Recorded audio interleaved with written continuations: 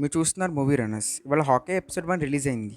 దాంట్లో మనకు చూడడానికి చాలా విషయాలే ఉన్నాయి. ఎలా అంటే ఎండ్ గేమ్ తర్వాత హాకీ లైఫ్ ఎలా ఉంది అను ఇంకొక కొత్త క్యారెక్టర్ని కూడా ఇంట్రడ్యూస్ చేశారు. తన పేరే కేట్ బిషప్. తన ఒరిజిన్ స్టోరీ కూడా ఈ ఎపిసోడ్లో చెప్పారు. మనకి ఈ ఎపిసోడ్లో అక్కడక్కడ కొన్ని అవెంజర్స్ రెఫరెన్సెస్ కూడా చూడడానికి దొరుకుతుంది. సో ఈ అన్నిటి గురించి ఇంకా ఎక్కువ మాట్లాడాలంటే ఈ ఎపిసోడ్ని బ్రేక్ డౌన్ చేయాల్సిందే. సో అందుకే ఇంకా టైం వేస్ట్ చేయకుండా హాకీ ఎపిసోడ్ నెంబర్ 1ది బ్రేక్ డౌన్ చేద్దాం.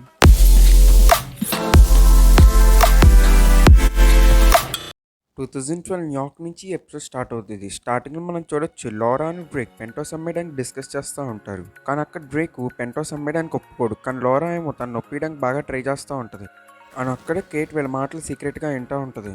తర్వాత వీళ్ళకి కూడా తెలుస్తుంది కేట్ సీక్రెట్గా వీళ్ళ మాటలు వింటుందని. అందుకే డ్రేక్ వెళ్ళి కేట్తో మాట్లాడతాడు. అని కేట్కి చెప్తాడు, నేనుంటా ఎప్పుడు నేను ప్రొటెక్ట్ చేయడానికి.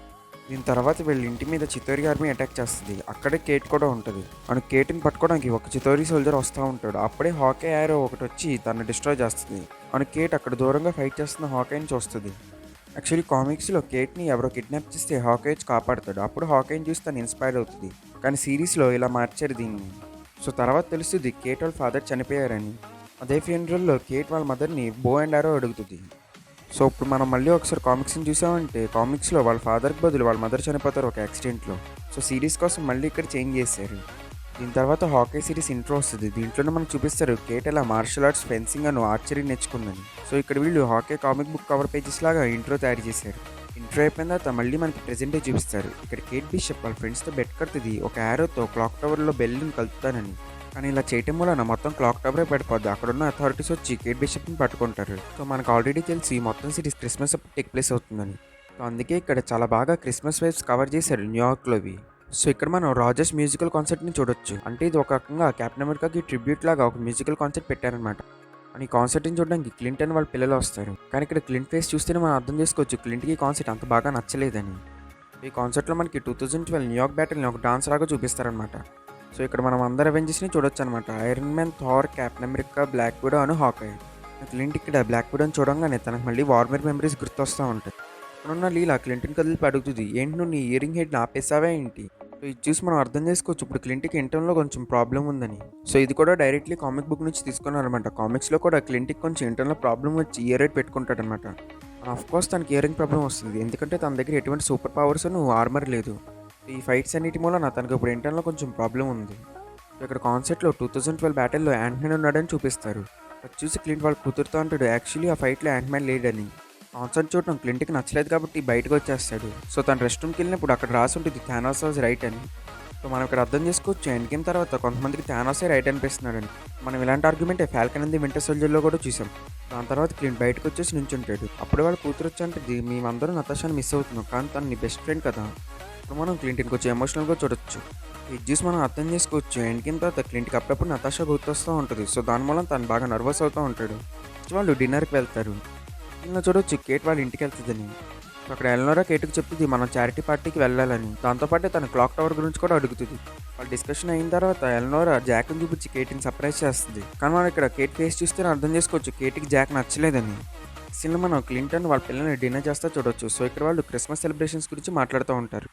ఈ డిస్కషన్లోనే వాళ్ళు లోరాకు కూడా ఫోన్ చేస్తారు. ఇక్కడ తెలుస్తుంది ఏంటంటే క్లింట్ వాళ్ళ పిల్లలతో ఎంత టైం స్పెండ్ చేయట్లేదని. కావాలని లోరా క్లింటన్ వాళ్ళ పిల్లల్ని న్యూయార్క్కి వెళ్ళి ఎంజాయ్ చేయమని చెప్తుంది. తర్వాత వీళ్ళు మొత్తం డిన్నర్ బిల్ రెస్టారెంటే కడతానని చెప్తుంది. ఎందుకంటే క్లింట్ వాళ్ళని కాపాడాడు కాబట్టి. క్లింట్కి అంత బాగా నచ్చది ఈ పని. దీనిలో మనం కేట్ని చారిటీ పార్టీలో చూడొచ్చు.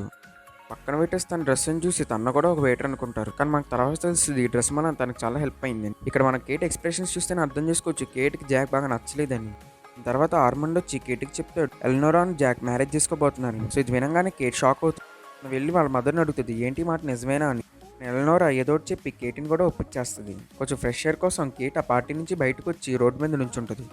అక్కడే తను లక్కీది పిజ్జా డాగ్ని చూస్తుంది. కానీ ఆ డాగ్ అక్కడ నుంచి వెళ్ళిపోద్ది. దీని తర్వాత కేట్ మళ్ళీ పార్టీలోకి వస్తుంటే తను చూస్తుంది ఆర్మండ్ వాళ్ళ మదర్ని బెదిరిస్తున్నాడని. సో అందుకే మళ్ళీ వెళ్ళి తన మదర్ని అడుగుతుంది ఎందుకు తనని బెదిరిస్తున్నాడని. కానీ ఎల్నోరా ఏదో చెప్పి అలా మేనేజ్ చేసేస్తుంది. ఇక్కడ కేట్కి డౌట్ వస్తుంది. అందుకే తను ఆర్నాల్డ్ ఫాలో అవుతుంది. తన డ్రెస్ వెయిట్కి చాలా సిమిలర్గా ఉంటుంది కాబట్టి ఈజీగా బేస్మెంట్ దాకా వెళ్ళిపోద్ది.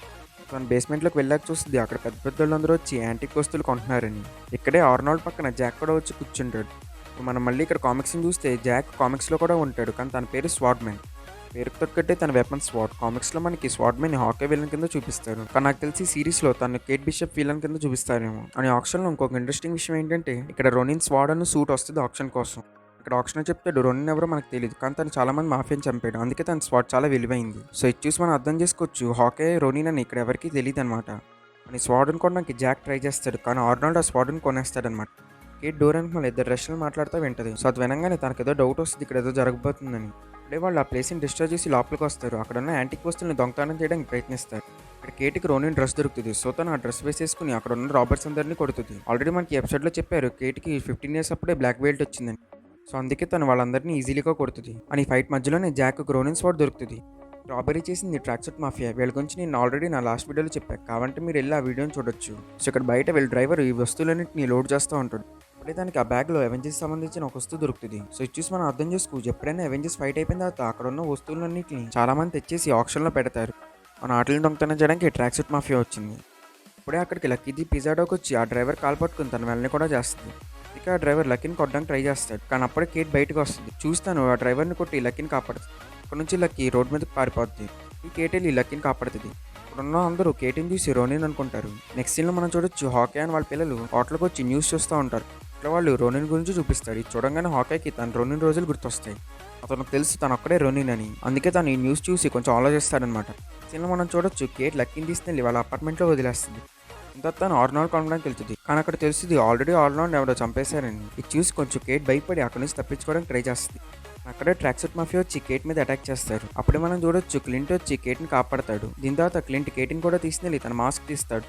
అప్పుడు తను కేట్ని చూసి షాక్ అవుతాడు. కేట్ కూడా హాకీని చూసి షాక్ అవుతుంది. ఇక్కడ ఈ ఎపిసోడ్ ఎండ్ అయిపోద్ది. ఓవరాల్ చెప్పాలంటే ఈ ఎపిసోడ్ చాలా బాగుంది చూడడానికి, కానీ మనకి ఫస్ట్ ఎపిసోడ్ కాబట్టి చాలా తక్కువ విషయాలు చూపించారు. దాంతోపాటు న్యూయార్క్లో ఉన్న క్రిస్మస్ వేవ్స్ చాలా బాగా చూపించారు. So actually hockey comic book series చాలా బాగుంటుంది చదవడానికి. సో మరి హాకీ సిరీస్ కూడా చాలా బాగుంటుందా లేదా చూడడానికి ఇది చెప్పాలంటే మనం నెక్స్ట్ ఎపిసోడ్స్ చూడాల్సిందే. నేను తొందరలో సెకండ్ ఎపిసోడ్ బ్రేక్ డౌన్ కూడా తెస్తాను. అందుకే ప్లీజ్ ఈ ఛానల్కి సబ్స్క్రైబ్ చేయండి, అని వీడియోకి లైక్ ఇవ్వండి. దాంతోపాటు మీ ఫ్రెండ్స్కి షేర్ చేయండి. ఒకవేళ మీకు ఏమైనా డౌట్స్ ఉంటే కింద కమెంట్స్లో అడగండి. థ్యాంక్ యూ ఫ్రెండ్స్, నెక్స్ట్ వీడియోలో కలుద్దాం.